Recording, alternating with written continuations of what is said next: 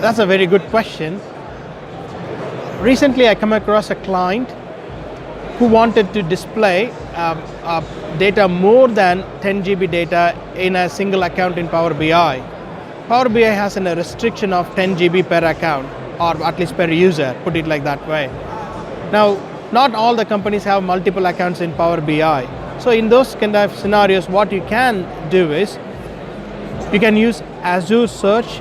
A combination of Azure Search and Azure Function will serve the purpose. You will have the data in any kind of data sources. You index that data using Azure Search, then use the Azure functions to internally call the Azure Search and bring back the data.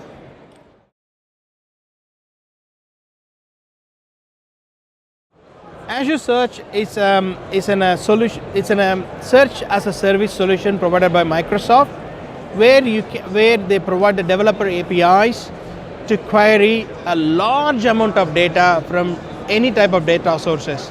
In Azure Search, you can index, you can have a faceted search, you can also have a pagination, so many things you can do in Azure Search.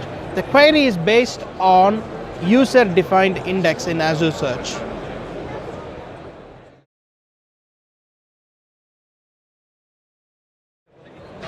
Azure Functions are Microsoft's answer to serverless computing.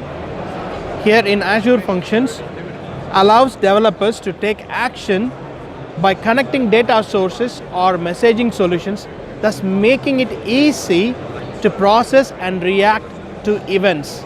In this case, what I'm trying to do is, the user is trying to search about anything, and it internally calls the Azure Search to return back the results. That's a solution.